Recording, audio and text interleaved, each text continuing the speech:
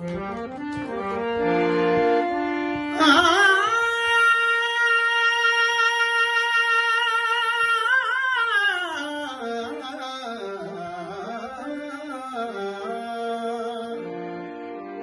ਆਲਣੇ ਚ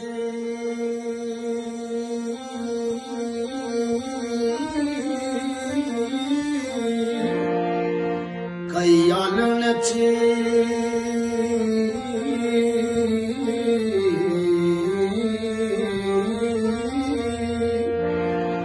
ਕਈ ਆਲਣੇ ਚ ਸੁਰ ਸੁਰ ਹੋਈ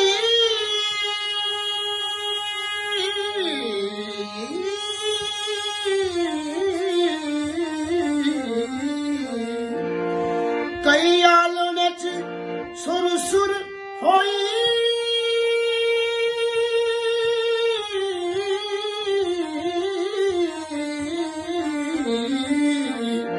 ਚੁੰਝਾਂ ਵਿੱਚੋਂ ਚੋਗ ਡਿੱਗ ਪਏ ਬਾਬਾ ਸੁੱਤਾ ਚੋਗ ਡਿੱਗ ਪਏ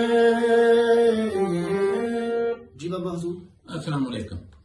देखो ये बोली जी है कई आलने यानी आलना घोंसले कहते हैं जिथे जानवर ने जिथे परिंदिया ने अंडे दिते होंगे।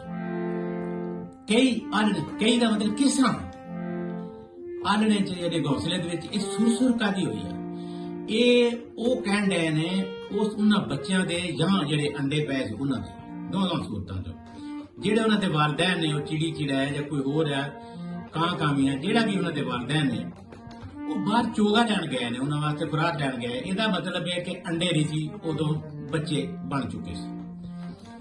ਅੱਛਾ ਹੁਣ ਉਹ ਚੋਗਾ ਲੈਣ ਗਏ ਨੇ ਬਾਹਰੋਂ ਚੋਗਾ ਲੈ ਕੇ ਆਏ ਆ ਜਦੋਂ ਤੇ ਉਹਨਾਂ ਨੇ ਮਹਿਸੂਸ ਕੀਤਾ ਕਿ ਆਲਣੇ ਤੇ ਕੋਈ ਸੁਰਸੁਰ ਹੋ ਰਹੀ ਹੈ। ਸੁਰਸੁਰ ਦਾ ਮਤਲਬ ਹੁੰਦਾ ਸੱਪ। ਉਹਨਾਂ ਨੂੰ ਪਤਾ ਹੈ ਕਿ ਅੰਡੇ ਸੱਪ ਖਾ ਜਾਂਦਾ। ਹੁਣ ਉਹ ਕਹਿੰਦੇ ਨੇ ਕਿ ਕਈ ਆਲਣੇ ਚ ਸੁਰਸੁਰ ਹੋਈ ਤੇ ਚੁੱਝਾਂ ਵਿੱਚੋਂ ਚੋਗ ਡਿੱਗ ਪਏ। ਹੁਣ ਇਹ ਇਹਦੀ ਤੁਸੀਂ ਕਹਿ ਸਕਦੇ ਹੋ ਕਿ ਪੀਕ ਹੈ, ਹਾਈਟ ਹੈ, ਇੰਤਹਾ ਹੈ ਕਿ ਉਹ ਇੰਨਾ ਖੌਫਜ਼ਦਾ ਹੋ ਗਿਆ, ਇੰਨਾ ਡਰ ਗਏ। ਉਹ ਜਿਹੜੇ ਵਿਚਾਰੇ ਉਹਨਾਂ ਛੋਟਿਆਂ ਬੱਚਿਆਂ ਦੇ ਮਾਂ ਪਿਓ ਸੀ ਪਰਿੰਦੇ, ਉਹ ਇੰਨਾ ਡਰ ਗਏ ਕਿ ਉਹਨਾਂ ਨੂੰ ਬੱਚਿਆਂ ਦਾ ਖਿਆਲ ਆਇਆ ਤੇ ਉਹਨਾਂ ਦੇ ਮੂੰਹ ਚੋਂ ਚੋਗ ਯਾਨੀ ਕਿ ਜੋ ਖੁਰਾਕ ਲੈ ਕੇ ਆਏ ਸੀ ਕਿਤੋਂ ਵਿਚਾਰੇ ਕਮਾਈ ਸਾਰੀ ਦਿਨ ਦੀ ਕਰਕੇ ਉਹਨਾਂ ਸੁੱਟ ਦਿੱਤੀ ਤੇ ਦੌੜ ਕੇ ਬੱਚਿਆਂ ਨੂੰ ਗਏ ਉਸ ਸੱਪ ਨਾਲ ਲੜਾਈ ਕਰਨ ਵਾਸਤੇ ਕਿ ਜਿਹੜਾ ਉਹਨਾਂ ਦੇ ਬੱਚਿਆਂ ਨੂੰ ਖਾਣ ਦੀ ਕੋਸ਼ਿਸ਼ ਕਰ ਰਿਹਾ ਸੀ। ਇਹ ਸਬਕ ਇਹ ਸਿਰਫ ਉਹ ਪਰਿੰਦਿਆਂ ਤੱਕ ਨਹੀਂ, ਇਹ ਇੱਕ ਮਾਂ ਦਾ ਕਿਰਦਾਰ ਹੈ। ਮਾਂ ਕੀ ਕਰਦੀ ਹੈ? ਮਾਂ ਇਸ ਤਰ੍ਹਾਂ ਕਰਦੀ ਹੈ। ਮਾਂ ਦੇ ਕੋਈ ਬੁਰਾ ਵਕਤ ਬੱਚਿਆਂ ਤੇ ਆਵੇ ਮਾਂ ਕੁਰਬਾਨ ਹੋ ਜਾਂਦੀ।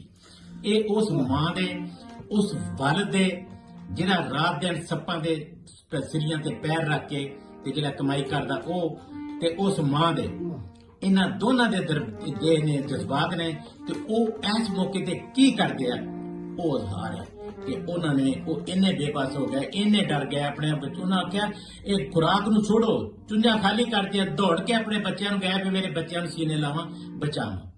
Thank you.